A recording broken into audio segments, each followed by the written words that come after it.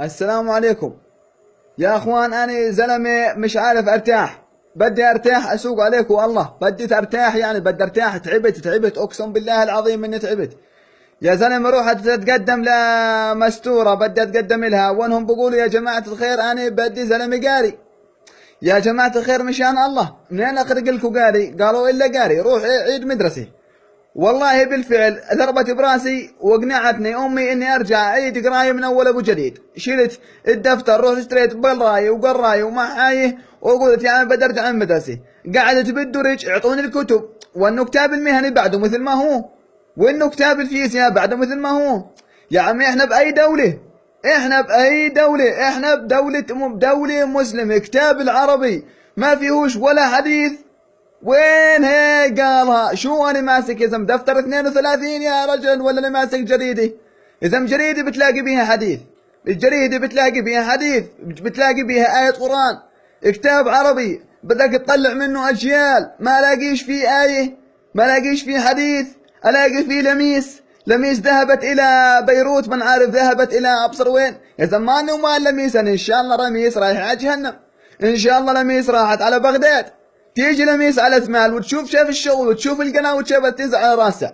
مين الحشك لميس بالموضوع؟ وين آيات القرآن اللي بالكتاب العربي اللي كنت أعرفهن وأنا صغير؟ وين هني؟ طب أنا زلمة أفيش مني فايدة، مليط طلعت بالحياة مطين ما ولا عيني. وين الأجيال المقبلة؟ أولادي أنا أولادي الأردنيين كيف بدهم يتعلموا الأحاديث؟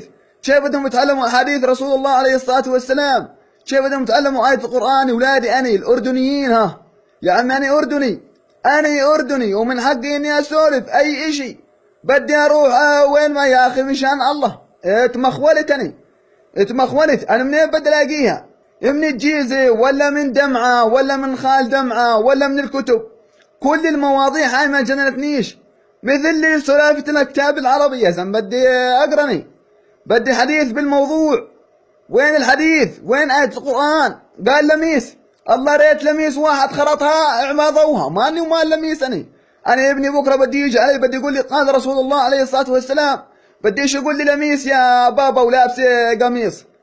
يا عمي أنا لاني محرض ولاني طبيب، أنا زلمة ثقافتي بسيطة، بدي ابني يتعلم بس، بدي أعرف مين غير الكتب ومين غير الكتاب العربي. والله يعطيك العافية، أنا أردني ومن حقي إني أعرف يا أخي ومن حقي إني أسولف.